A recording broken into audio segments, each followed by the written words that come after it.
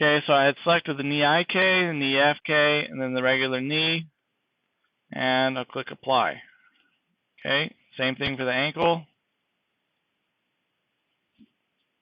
and then for the ball of the foot. Okay, so now our IK joint chain is not really a joint chain at all. But if I were to select this and then go to rotate them, if we look at these bones, just on this left side leg, the bind joints are they're halfway in between the FK joints and the IK joints. Okay, and that's just what we wanted.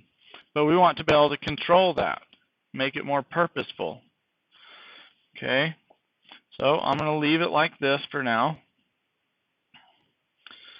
And if I come down to these constraint nodes and open my channel box, there's two important attributes that you'll see in here. And I have this in this case because I have the ball orient constraint selected. I have a ball IK left joint W0 and its value is set to 1.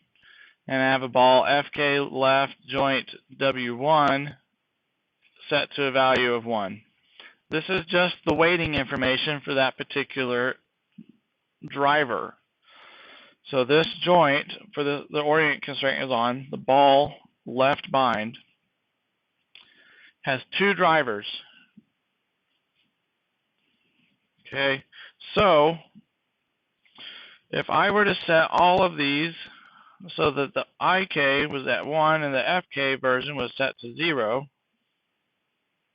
so I'll go through all these orient constraints and set the FKs to 0.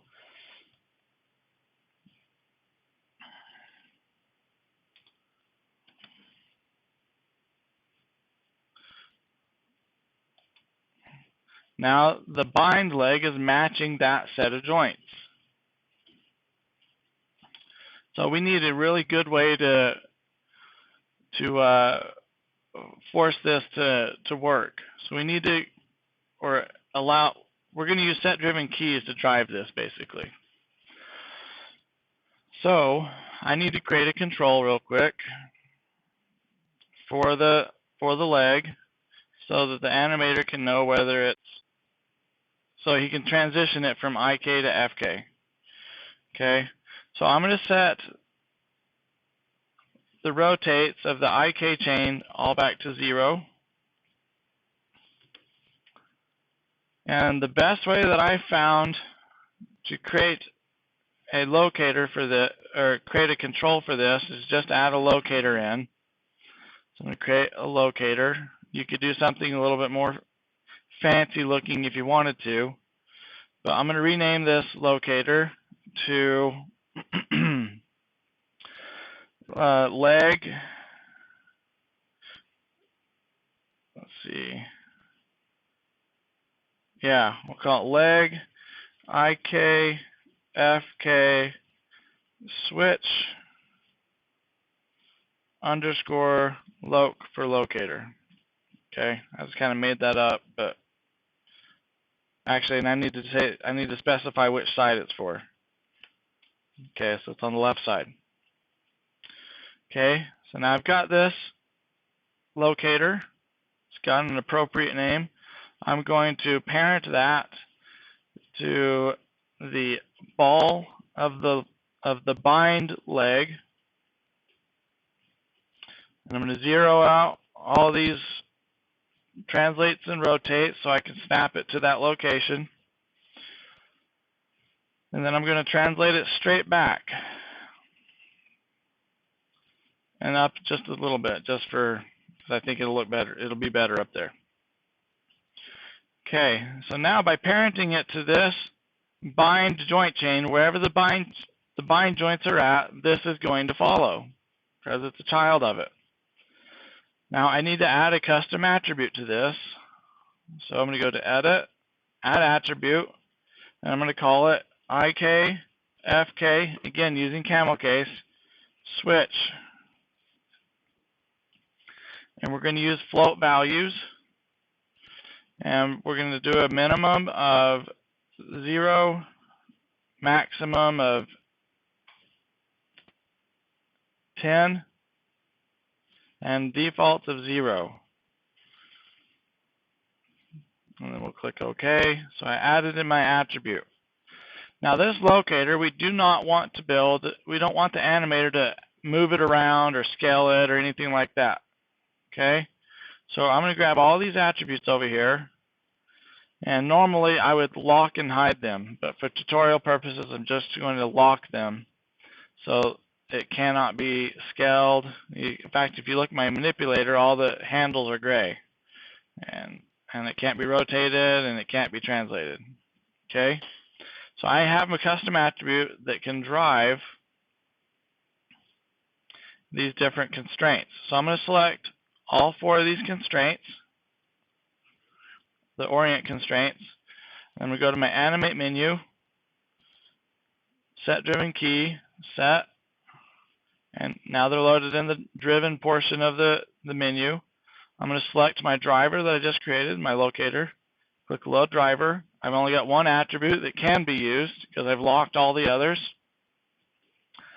And I'm going to select the IKFK switch, and I'm going to select, you can only do one of these at a time,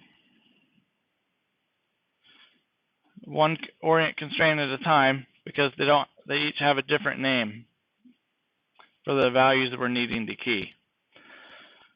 So I'm going to select both of these and press key, and I can see my values over here, my channel box turn red, means they are keyed. Also that the rectangle turns to a trapezoid or a parallelogram in my hypergraph, so that's a good indicator that it worked. And also it shows a result of 1 down here in my whatever this is called, results dialog. Okay, so I'm going to continue to do that for all of the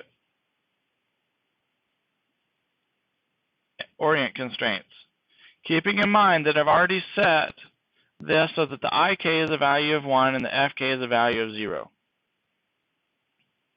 for each of these joints.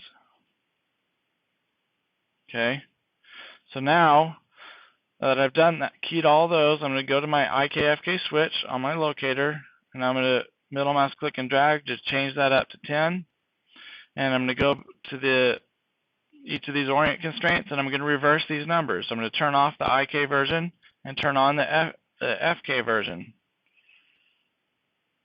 and then I'm going to key it. So key. Okay, then I got to do it for the next one. 0, 1. Now it's important when you're doing this, when you're setting values in this editor, in the channel box, and in fact in Maya in general, that you need to do something to confirm your change of that attribute. So you need to click off of the attribute, or you need to press enter on your keyboard after you enter the number, or you can tab to go to a new field or something like that.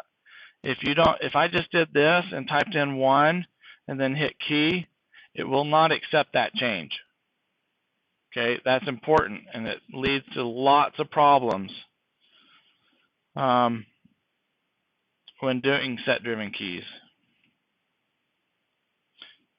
Okay, so 0, 1, key. Okay, so I can't remember if I keyed this one or not, so I'm going to key it to make sure. Okay, so now, done with that, if I select my IK joints and rotate them all, the leg is not going to follow. But if I grab my switch and go to the IK FK switch, and I change that value, I can easily make it switch back and forth between the IK and the FK joint chains. Okay,